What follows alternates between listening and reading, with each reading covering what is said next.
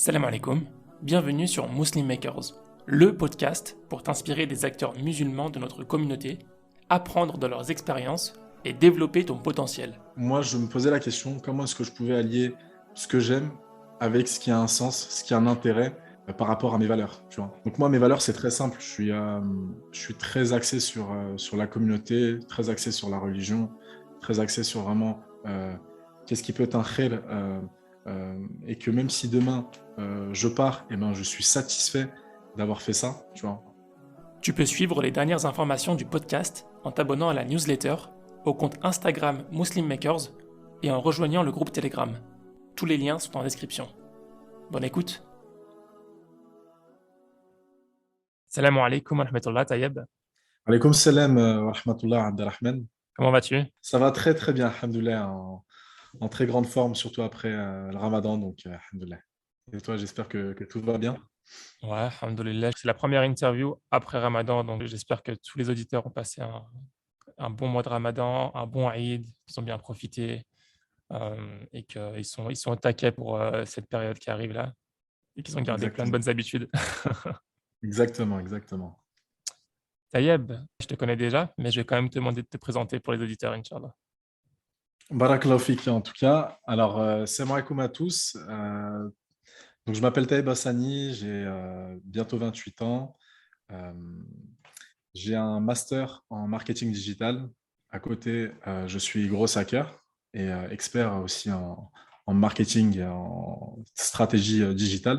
Donc, j'ai une agence où j'accompagne des musulmans et je forme aussi en tant que coach des musulmans qui veulent développer et scaler leur business. Voilà. Tu as dit un petit mot là, je sais ce que c'est, mais on va quand même définir. C'est gros hacker. Growth hacker.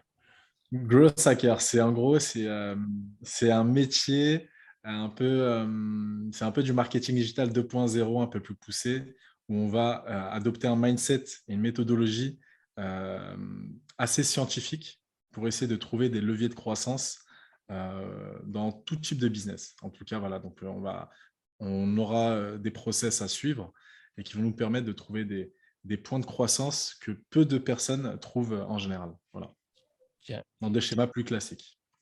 d'accord. Bah écoute, je pense que c'est clair. Tu as dit que ton agence, elle avait pour objectif d'accompagner les musulmans.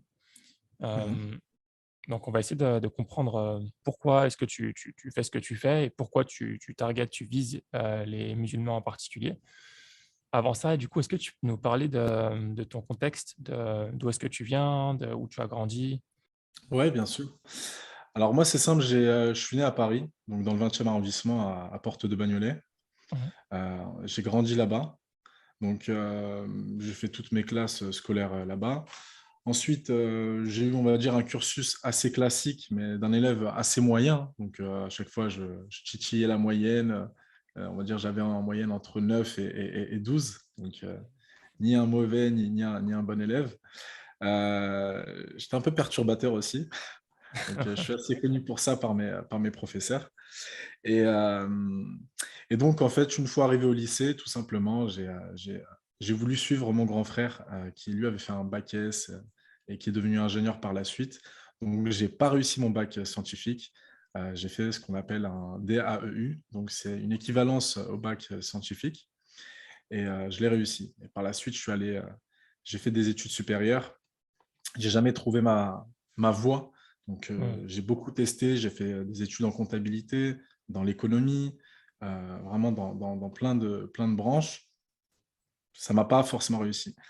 Et ce qui s'est passé, c'est que j'ai rencontré justement euh, un frère qui justement m'a orienté vers le marketing. Je ne connaissais pas du tout le marketing, qui m'a dit de faire des études là-dessus. Donc, j'ai commencé avec du management pour m'orienter par la suite dans des études de marketing à partir de Bac plus 3 jusqu'à justement mon master en marketing digital.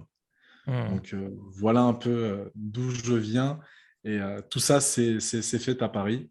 Aujourd'hui Mhm. j'habite dans le sud de la France et bientôt d'ailleurs j'entame une expatriation à l'étranger, Inch'Allah. Voilà. Ok, on en reparlera plus tard, Inch'Allah. Inch'Allah, Inch'Allah. Pour ceux qui sont curieux, ils le sauront à la fin. Tu as parlé un peu de la difficulté scolaire.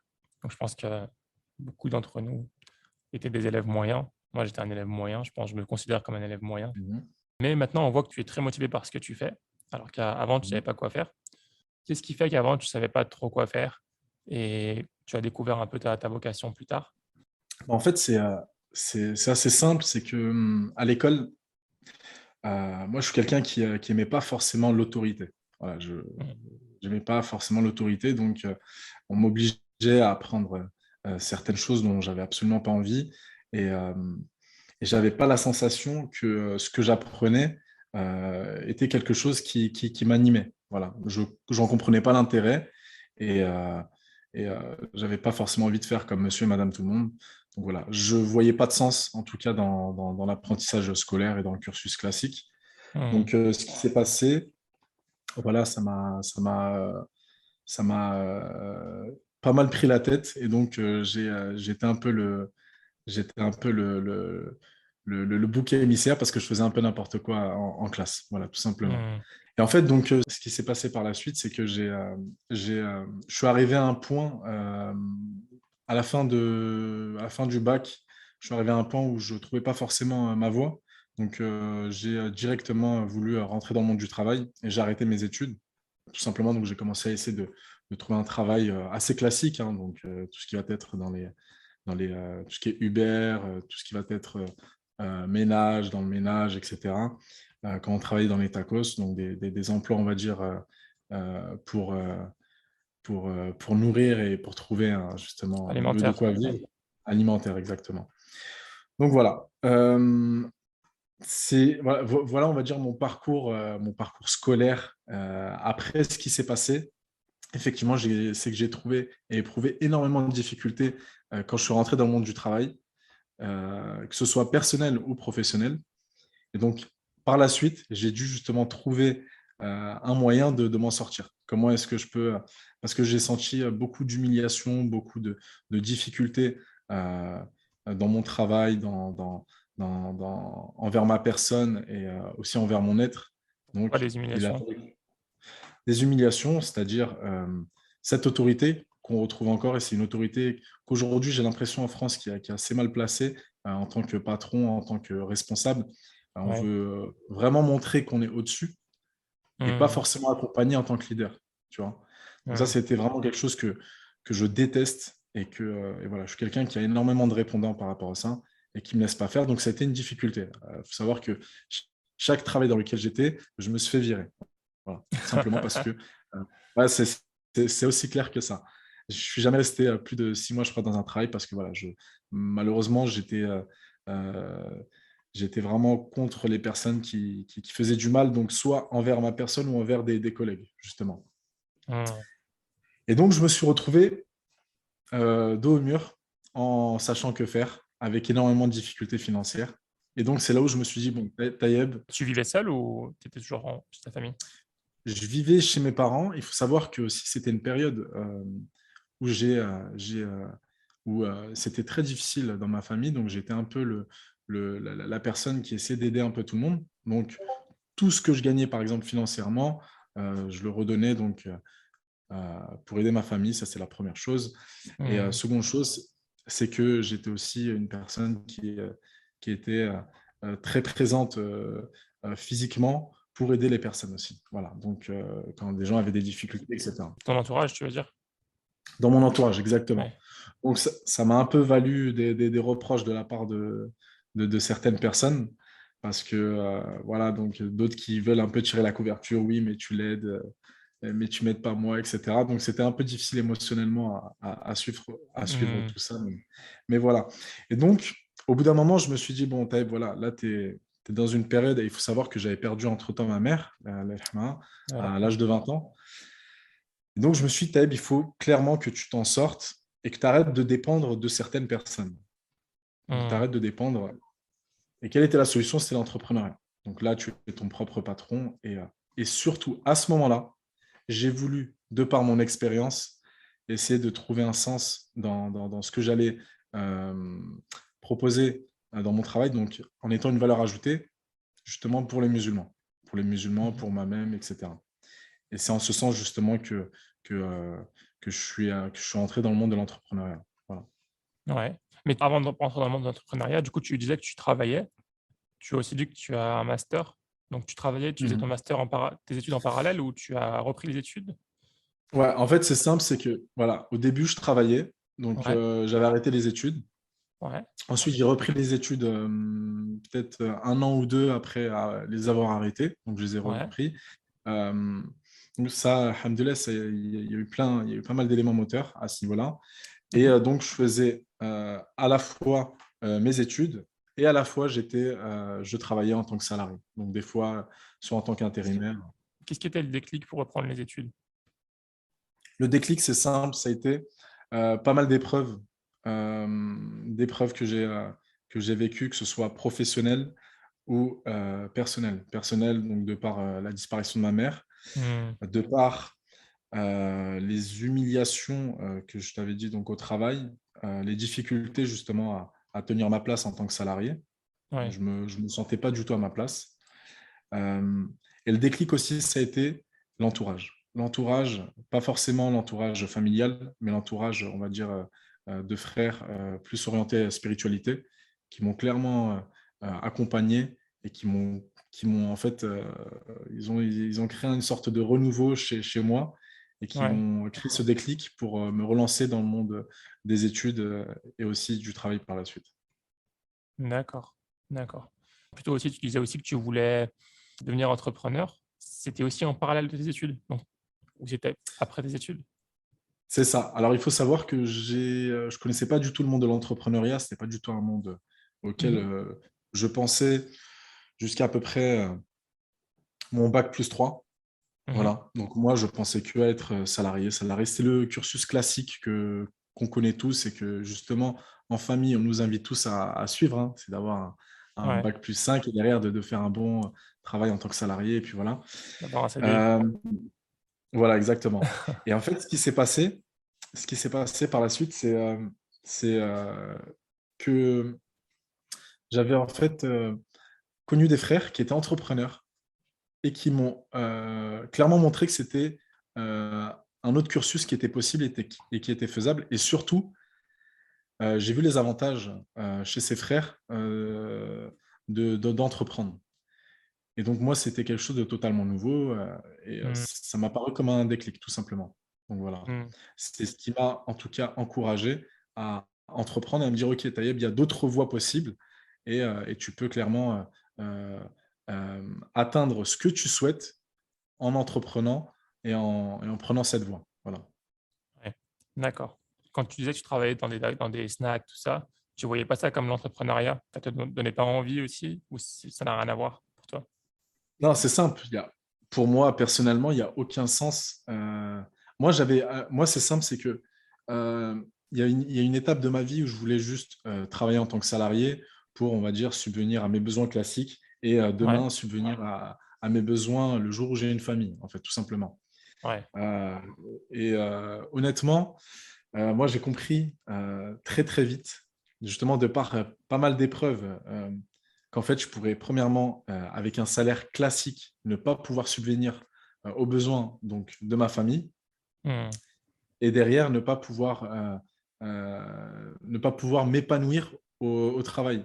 Quand, personnellement, je faisais de la plonge ou je faisais Uber, je dépendais toujours des personnes, premièrement, et surtout derrière, j'avais aucun plaisir. Voilà, c'était juste, je devais y aller parce que tu devais ramener de l'argent. Voilà, Mmh. Mmh. c'était la seule chose. Aucun sens, aucun plaisir. Et derrière, bah, c'est aussi de par cette expérience que j'ai eu envie donc de trouver quelque chose d'autre et avec un réel sens. Et donc, où j'ai voulu m'orienter vers quelque chose qui aiderait en fait la communauté et moi-même aussi. Je trouve que c'est super intéressant ce que tu dis. Moi, j'ai jamais arrêté les études, mais j'ai eu des difficultés, j'ai eu des baisses de motivation. J'ai même refait parfois des années en licence parce que je ne savais pas exactement quoi faire et que je travaillais pas suffisamment. Et le fait de travailler, l'été, pendant la semaine, parce que je voulais me faire un peu d'argent, ça m'a montré un peu la réalité du terrain. Tu la Exactement, réalité et exactement. heu et je me suis dit: «Non, jamais je pourrais il faut jamais que je termine comme ça, sinon c'est pas du tout mon monde. Je vais pas m'en sortir, je vais pas m'épanouir.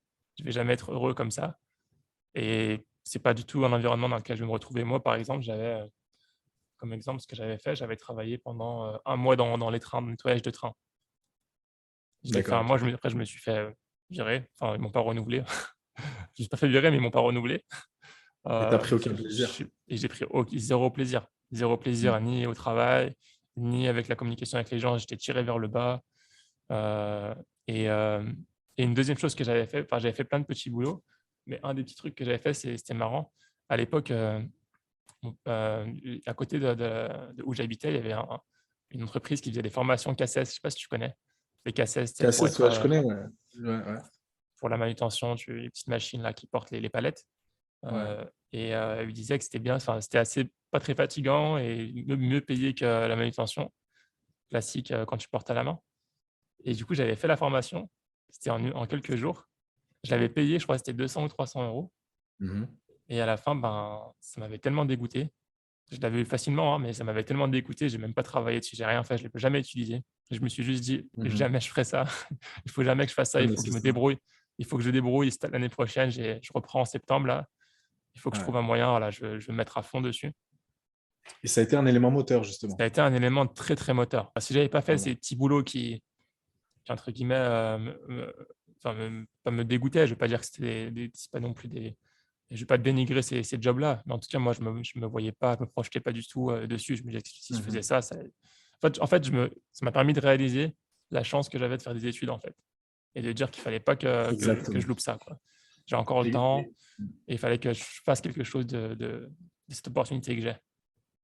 Exactement, exactement. Bah, tu vois, ce que tu dis, c'est la même chose hein, quand tu fais de la plonge et que moi, personnellement, je rentrais à minuit chez moi, mais le dos cassé, alors que j'étais jeune, hein, le dos cassé, le visage, tu avais l'impression que je rentrais des mines en Chine ou où ce que tu veux. Franchement, moi, je regardais mon visage dans un miroir le soir, je flippais, tu vois. Je flippais, je me suis dit, waouh, mais est-ce que c'est vraiment ça que tu veux faire toute ta vie? Et franchement, c'est ça, en fait. C'est quand tu te vois face au miroir et que tu vois à quel point tu as galéré la journée sur un truc où tu prends aucun plaisir. À la fin, tu te dis, mais attends, mais je vais pas rester comme ça toute ma vie. Donc, clairement, Mmh. il faut que je trouve un moyen, quel que soit le moyen, il faut que je me démène, en fait, tu vois. Et c'est ça, franchement, c'était un moteur, mais incroyable, tu vois. Mmh. Ouais, et du coup, tu t'es orienté vers le marketing. Pourquoi le marketing? Alors, le Marketing marketing, digital, même. ouais, marketing digital, justement, c'est simple. Alors, c'est une anecdote incroyable. J'étais donc avec des frères et j'ai rencontré justement un savant. Et Mmh mh.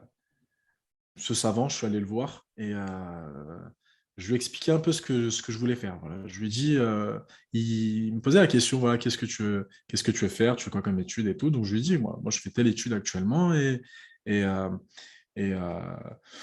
voilà, je pense soit à faire professeur, soit être dans le management, tu vois, quelque chose comme ça. Vraiment. Et ce qui se passe, c'est qu'il me regarde, il me dit, tu veux pas faire du big data. Et moi, donc, je m'étais déjà renseigné quelques semaines avant sur le big data. Personnellement, j'aimais bien le concept, mais je savais que j'allais pas aimer travailler dedans. Et après, il a vu dans mon visage que j'étais pas trop chaud. Il m'a dit, il m'a dit, il m'a dit, regarde le marketing digital. Je pense que tu vas aimer. Comme ça. Il m'a clairement dit comme ça. Euh, Ouais, Moi, je ne connaissais pas du tout ce que ça voulait dire marketing digital. Je ne savais ni pas du tout ce que marketing ça ni voulait dire digital. ni marketing ni digital. Il fallait que j'aille. Donc, je me rappelle que les 5 premières minutes après l'avoir rencontré, je suis allé sur Internet, j'ai mis définition marketing digital, tu vois. Donc, c'était marrant. Wikipédia. Regardez. Ouais. Ouais, clairement. Et ce qui se passe, c'est que je regarde et je me dis, OK, ça m'a l'air intéressant. Donc, et les jours qui ont suivi, j'ai regardé des définitions, des formations, des gens qui font des vidéos là-dessus, sur qu'est-ce que c'est, etc. En tout cas, tout ce qui est introductif à ça. Et là, je me suis dit, mais waouh, c'est clairement ce qu'il me faut, tu vois. J'ai senti en fait que j'étais clairement dans, dans, dans, dans mon élément. Dans mon élément. C'était vraiment quelque chose Monter de qui. l'adrénaline. Ouais, clairement, exactement. Et je me suis dit, mais pourquoi on ne me l'a pas dit plus tôt? Je te jure, c'est vrai. Je me suis dit, mais waouh, on m'aurait fait gagner 10 ans de ma vie, par exemple. Mais, mais c'était clairement quelque chose qui était. C'est comme si voilà, il a touché pile où il fallait. Voilà. Alors qu'il ne me connaissait pas vraiment. Il m'a juste sorti un métier comme ça. c'est une Tu anecdote l'as revu cet incroyable. avant ou plus jamais? Ouais, je l'ai revu, je l'ai remercié. Et franchement, c'est devenu limite euh, comme, comment dire, un repère. Ça veut dire que moi, personnellement, voilà, je le vois, je le remercie, etc. Et je sais que derrière, il a vraiment des conseils qui sont vraiment de bons parents. Tu vois, comme Mmh. ton père, ta mère qui va te dire, voilà, fais ça, c'est pour ton bien. Voilà, c'est clairement ça, en fait. Donc Mmh. voilà comment est-ce que je me suis retrouvé à m'orienter dans le marketing digital. Voilà. D'accord.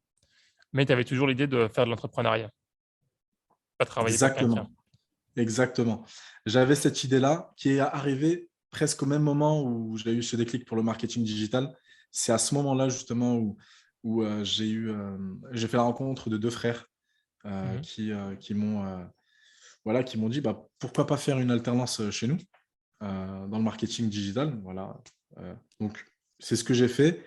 Ce frère, qui m'a appris était entrepreneur et c'est là où j'ai découvert le monde de l'entrepreneuriat et où j'ai eu une fascination pour ce monde-là parce que, j'ai l'impression qu'il y a plus de limites. Il y a plus de limites, que toutes les limites que tu te mets en tant que salarié, heu, bah, tu es sur un monde sans limite dans l'entrepreneuriat et que en fait, on t'apprend à être responsable, on t'apprend à être créatif, on t'apprend justement à te débrouiller toi-même et à ne plus être en fait attentiste et à ne plus agir comme un robot, ce que j'ai connu dans le monde du salariat. Et tu vois, quand je te disais dans le monde du salariat, j'aimais pas tout ce qui était autorité, tu dois faire ça, tout est carré, etc. Bah, dans le monde de l'entrepreneuriat, j'apprends justement à être carré, mais avec cette liberté et cette créativité, tu vois. Donc, c'est franchement, voilà, ça a été un épanouissement quand j'ai découvert ça avec ces 2 frères, justement, qui m'ont fait découvrir ce monde-là. OK. Du coup, l'entrepreneuriat, marketing digital, comment tu as choisi ton domaine? Ce que tu voulais faire exactement? Quel projet tu voulais porter? Alors, c'est simple, c'est que moi, je me posais la question, comment est-ce que je pouvais allier ce que j'aime avec ce qui a un sens, ce qui a un intérêt par rapport à mes valeurs, tu vois. Donc moi, mes valeurs, c'est très simple. Je suis très axé sur la communauté, très axé sur la religion, très axé sur vraiment qu'est-ce qui peut être un khayr, et que même si demain je pars, eh ben, je suis satisfait d'avoir fait ça, tu vois. Eh ben, je me suis dit, OK, le marketing digital, aujourd'hui, c'est un monde en expansion, c'est un secteur qui grandit et la communauté, aujourd'hui, clairement, on peut se le dire, on a pas mal de retard sur des acteurs, communs dans tout ce qui est l'Occident et cetera. Et donc je me suis dit: «Comment est-ce que je pouvais être, une valeur ajoutée justement pour cette communauté-là?» Et donc voilà, j'ai trouvé un sens, c'est que j'aidais, justement, les musulmans, donc des acteurs musulmans, ça peut être des entrepreneurs, des entreprises, donc soit à développer leur business ou soit à scaler. Scaler, c'est-à-dire qu'ils ont déjà un business qui est assez développé, mais on va encore chercher cette croissance qui leur permet d'agrandir en fait, ce développement, cette structure et cetera. Mmh. Donc c'est là où en fait j'ai trouvé un sens et un intérêt à allier en fait le marketing digital et justement l'entrepreneuriat, mais aussi avec la communauté musulmane. Voilà. D'accord. Et si je peux rajouter quelque chose, c'est c'est parce que aussi tout ça, c'est venu d'un point, c'est venu déjà de mon expérience personnelle par rapport à ce que je te dis, cette humiliation. J'en ai marre en fait que moi, les musulmans, on soit vraiment obligé de courber le dos, l'échine, tu vois, au travail, etc., de se sentir Mmh. humilié, qu'il n'y ait pas cette entraide. Ça, moi, c'est quelque chose qui me fait mal au cœur personnellement et, qui m'énerve intérieurement. Vraiment qui m'énerve et il y a une colère, tu vois. Parce que moi, quand je regardais un peu, quand je regarde un peu l'histoire avec les compagnons, l'époque des compagnons, etc., moi, il y a un truc qui me fascine, c'est cette entraide, tu vois, c'est cette unité qu'il y a au sein de la Mmh. communauté et c'est cette excellence qu'ils ont réussi à atteindre de par justement cette somme, tu vois. C'est que Mmh. un plus un plus un égale, en fait, ils ont créé en fait ce corps commun en étant chacun en fait une utilité pour l'autre, tu vois, et tous étaient unis. Moi, aujourd'hui, c'est pas trop ce que je vois, même si je vois qu'il y a effectivement des actions qui se mettent en place petit à petit. Mais aujourd'hui, on est clairement divisé, chacun pense à soi. On est encore avec une mentalité. Pour moi, on n'a pas une mentalité de musulman. Un musulman, pour moi, c'est quelqu'un qui doit viser l'excellence. C'est quelqu'un qui, dans son combat, et doit atteindre le meilleur comportement, mais doit aussi atteindre l'excellence là où il est. Donc, dans son travail, il doit se rendre indispensable, il doit avoir la meilleure facette et la meilleure version, tu vois. Et donc, de par tout ça, moi, ce n'est pas quelque chose que je voyais. Et donc, je me suis dit, OK, clairement, ce que je souhaite, c'est changer, ces choses-là, tu vois. Et donc, je me suis dit, le musulman, moi, aujourd'hui, je veux accompagner les musulmans, mais les musulmans que je veux accompagner, je veux clairement euh, qu'on soit comme des frères et sœurs, c'est un peu utopique tout ça, mais comme des frères et sœurs, mais qu'on avance, on grandisse ensemble et qu'on vise l'excellence, tu vois.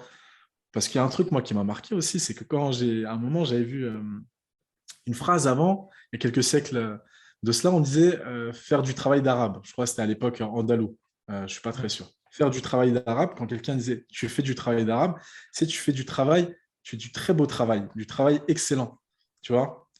Aujourd'hui, subhanallah, ça a pris, tu vois, ça fait un virage à 180 degrés. Tu fais du travail d'arabe, c'est tu as fait du travail, excuse-moi, éclaté, qui est vraiment bidon, etc., qui est exécrable. Et franchement, avec un minimum de fierté, tu te dis, attends, subhanallah, nous, on est la communauté des musulmans qui, normalement, doit être la meilleure des communautés aujourd'hui. Et on nous laisse, tu vois, on se fait marcher comme ça et on accepte ça sans problème, tu vois. Moi, c'est un truc, franchement, qui me fait mal. Et je me dis, non, aujourd'hui, coûte que coûte, il faut changer ça. Voilà. D'accord. Ton projet, je trouve qu'il est intéressant parce que autant, tu vois, tu aurais pu faire un projet, tourné vers l'indépendance, juste l'indépendance et être épanoui, mais dans un projet qui ne vise pas spécialement les musulmans. Tu aurais pu accompagner tout le monde, mais tu as choisi spécifiquement de vouloir aider la communauté musulmane pour pouvoir faire évoluer l'islam en France en particulier. Hem Exact. et donc ça, on sent que c'est quelque chose de central dans ton projet. Sans ça, en fait, ça n'a pas la même valeur. La première fois que j'ai parlé avec toi, tu m'avais parlé de ta mission, ta vision. Est-ce que tu peux nous rappeler un petit peu, nous l'énoncer? Je ne sais pas si tu la connais par cœur. Si je te prends au Ouais, la dépourvu. mission.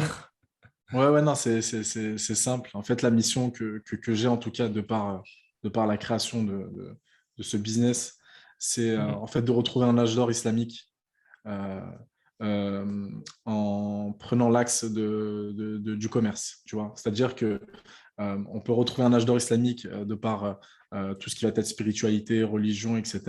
Mais il y a aussi l'âge d'or islamique qu'on peut prendre par d'autres voies et ça peut être la voie du commerce, tu vois. De par la voie Mmh. du commerce, donc du business, etc.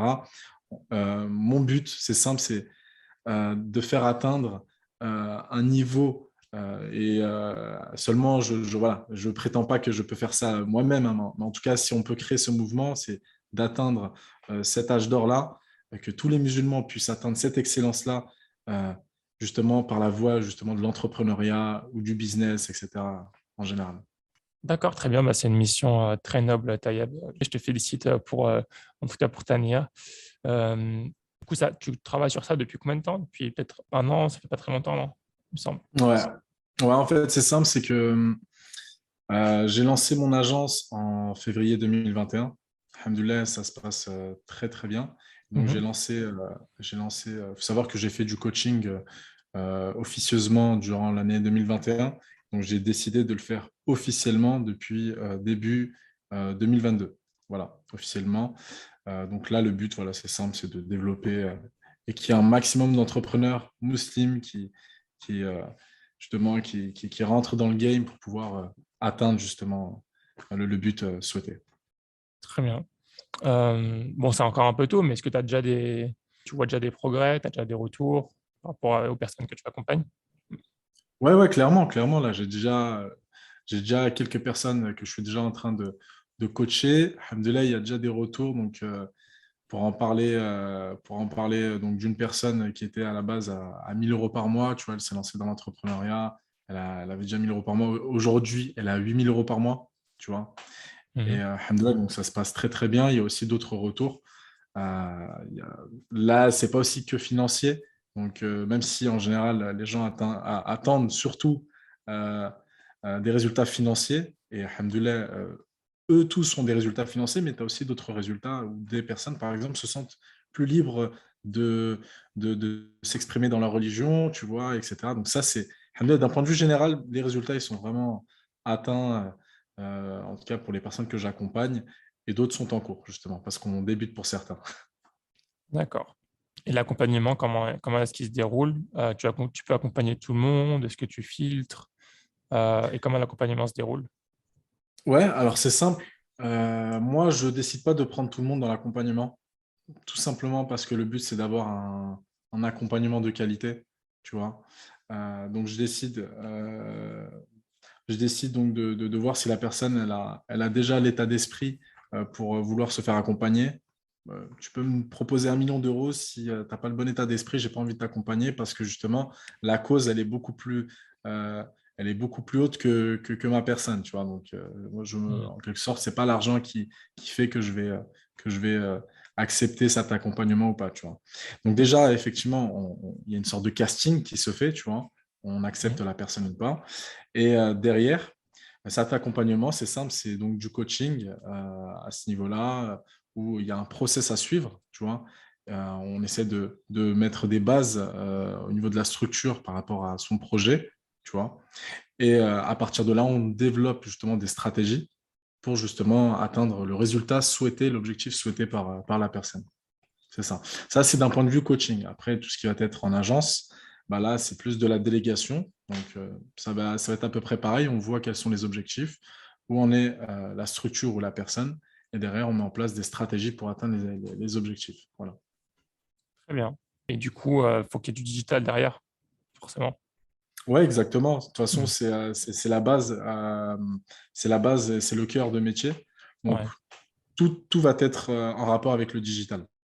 Vraiment tout. Donc, ça passera par de la publicité, ça passera par des tunnels, ça passera par des stratégies de mail, tu vois. Ça passera Mmh. par des, des stratégies de contenu et aussi d'autres choses en rapport avec le branding. Mais tout sera en rapport avec le digital. Aujourd'hui, étant donné la puissance du digital et à quel point on rentre de plus en plus dedans et on pourra de moins en moins se passer de ça, justement. C'est aujourd'hui, justement, une étape ultra importante, donc centrale de notre travail. Voilà. Très bien. Tu as annoncé au tout début que tu t'expatriais, donc très bientôt, Mhm. inch'Allah. Tu t'expatries où? Alors, c'est une bonne question. Alors, actuellement, alors c'est simple. Ma première expatriation, donc pour normalement, dans les prochains mois, Inch'Allah, ce sera au Maroc, mais ce sera pour un temps très très court, voilà, pour une question de quelques mois, parce qu'après, je m'expatrie, Inch'Allah, pour la Turquie. Euh, donc pour la Turquie, j'aime beaucoup ce pays, tout comme le Maroc, et j'ai vraiment envie de le découvrir. Et par la suite, j'aimerais, donc je pense aussi pour un, un temps très court, ce sera Dubaï. Dubaï plus pour la partie réseau, développer son réseau, etc. Dubaï, je pense que c'est assez intéressant et pertinent. Il y a d'autres musulmans là-bas, donc ça peut être super intéressant. Voilà. Ça, c'est pour l'expatriation court terme. Voilà. OK. Parce qu'il y a une expatriation long terme aussi. Il y a l'expatriation pour vivre effectivement sur du long terme. Ça, effectivement, ça sera soit aujourd'hui le Maroc ou la Turquie. Donc, la Turquie, ça va être un test, une vraie étape pour voir si vraiment c'est un pays sur lequel je m'y plais. Et, euh, et il y aura aussi le Maroc, qui est, on va dire, une de mes terres natales parce que je suis algérien marocain. Donc, voilà, D'accord. mes OK. terres d'origine, c'est ça. Et pourquoi tu as décidé de t'expatrier et pas rester en France? Alors, c'est très simple, c'est que déjà, alhamdoulilah, grâce au digital, bah, on nous a donné la chance de pouvoir travailler à distance. Ça, c'est vraiment une très bonne chose. Pourquoi? C'est simple, c'est on va dire un peu le contexte social en France. Mmh. Personnellement, je déteste actuellement le contexte aujourd'hui. Ce qui est marrant, c'est que j'avais, encore il y a quelques années en arrière, une optique et une vision. C'était, tu sais, je pense que, je ne sais pas si tu connais l'histoire de Sidna Youssouf, alayhi salam, Mmh. le prophète. Euh, Entendu Lui, il est parler. arrivé, voilà, donc il est arrivé dans un pays, et justement, bah, un pays qui était en proie à une grosse répression par rapport à la religion monothéiste, etc. Et lui, il a décidé de faire le choix de rester, donc de réformer un peu ce pays-là, tu vois. Ouais. C'était la pensée que j'avais de base. Je me suis dit, non, quoi qu'il arrive, coûte que coûte, je veux rester ici, et on fera ce qu'il faut. Aujourd'hui, ma pensée, elle a évolué.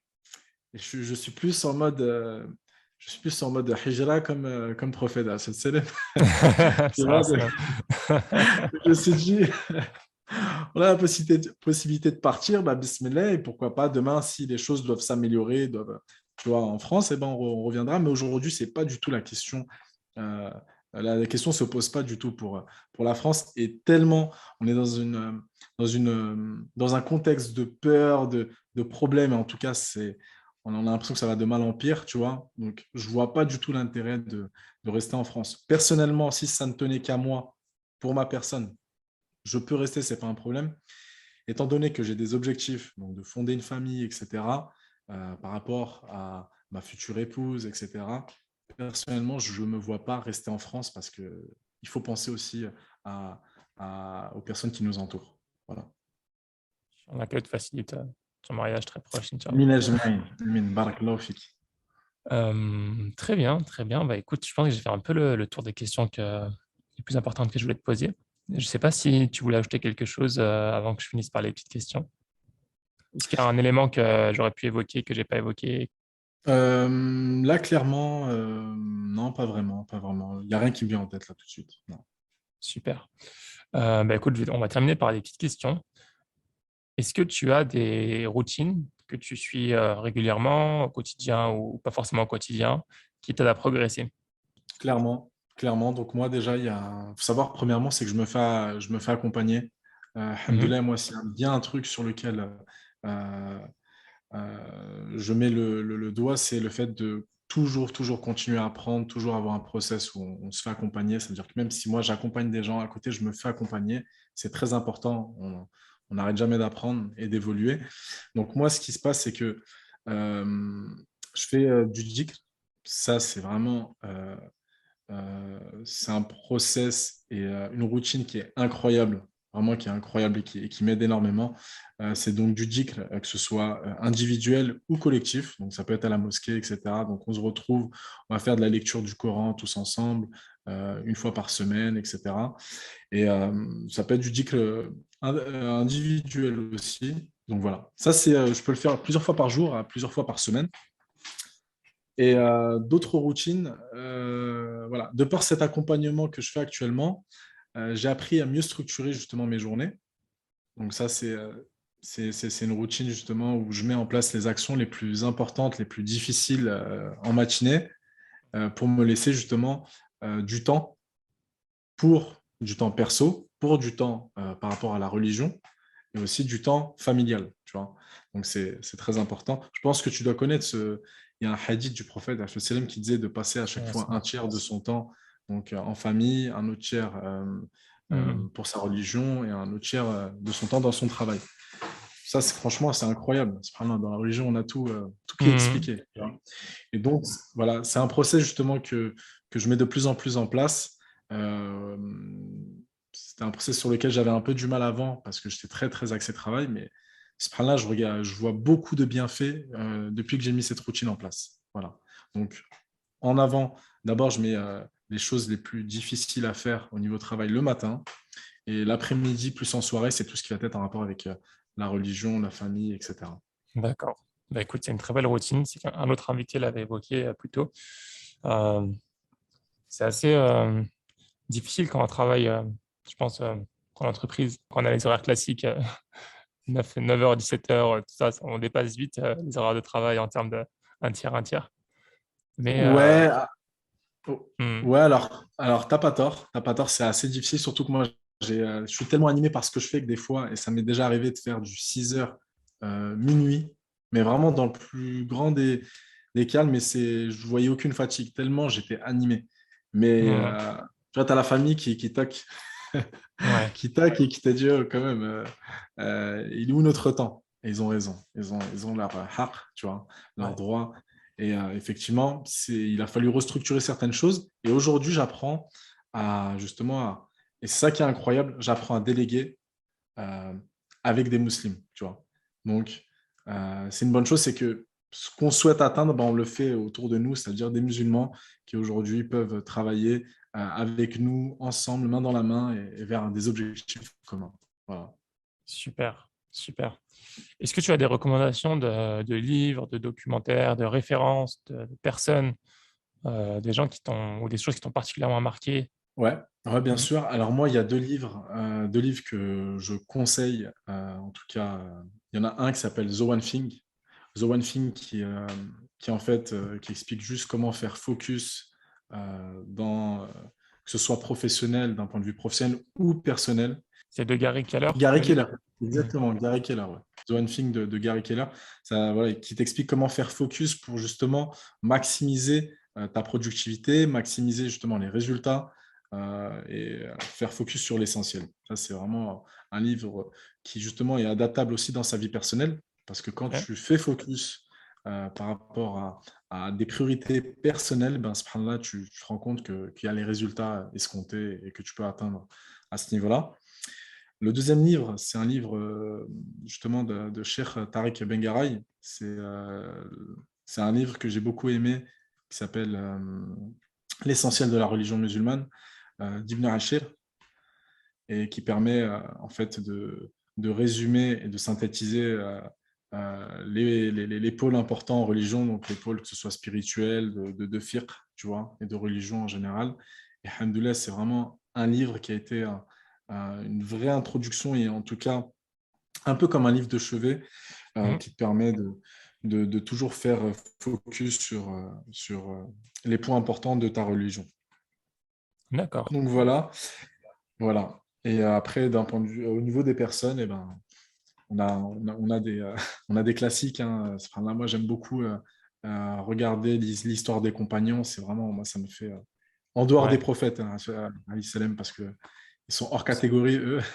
Mais l'histoire des compagnons, c'est vraiment quelque chose qui m'inspire énormément. D'ailleurs, une personne qui est, je pense, un vertueux, qui s'appelle Ertugrul. Arthur Lol. Ertugrul, qui est turc. Vraiment, qui est turc. La Turquie n'existait pas avant, mais en tout cas, c'est le père du fondateur de l'Empire ottoman, qui a une histoire incroyable, tu vois. Et Hmm. c'est par là, quand je parlais de revenir à un âge d'or islamique, euh, par le business, par le commerce, etc., bah, je tire potentiellement une phrase de lui, tu vois, où il Ouais. expliquait qu'on revient vers un âge d'or islamique par la voie de la religion, par la voie du commerce, etc., tu vois. Donc, c'est Ouais. vraiment des choses qui sont, voilà. C'est des personnages aussi qui sont impactants aujourd'hui. Arthur Voilà. Lol, ouais, qui a un gros succès là, c'est cette série. Très belle série. Exactement. Euh, Taëb, dernière question. Comment faire pour les auditeurs s'ils souhaitent te suivre ou s'ils ont une question à te poser Ouais, alors, c'est ou très s'ils souhaitent simple. avoir un accompagnement aussi d'ailleurs? Bien sûr, bien sûr. Alors, j'ai un site Muslim Digital Academy .com justement où vous allez pouvoir voir tout ce que je propose donc en termes de formation, donc de coaching, si vous voulez développer votre business. Il y a aussi une section agence si vraiment vous voulez déléguer justement donc les prestations digitales pour vraiment développer votre business, que ce soit en termes de chiffre d'affaires, en termes de visibilité, etc. Et il y a aussi, vous pouvez me suivre sur les réseaux, donc sur YouTube, sur Instagram et sur Telegram. Donc il y a aussi Facebook, mais qui est un peu moins mis en avant. Voilà.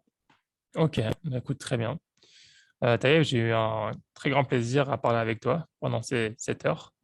Je trouve que ton projet, ce qui m'a le plus impacté, c'est un peu la mission du projet, ce que tu souhaites accomplir derrière et ce qui t'inspire dans ton travail. Je trouve que c'est le plus inspirant pour moi.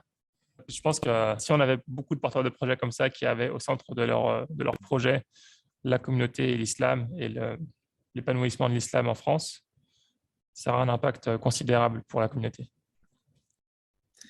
Exactement. Et déjà, bah, Barakallahu fik à toi en tout cas pour cette invitation. Et je te remercie. À toi aussi, j'aime beaucoup ce que tu fais et tu es très inspirant. Et alhamdoulilah, chacun, on va dire, chacun à sa place aujourd'hui. Je me rends compte qu'il y a pas mal de porteurs de projets comme toi, comme moi, comme d'autres invités que tu mets en place.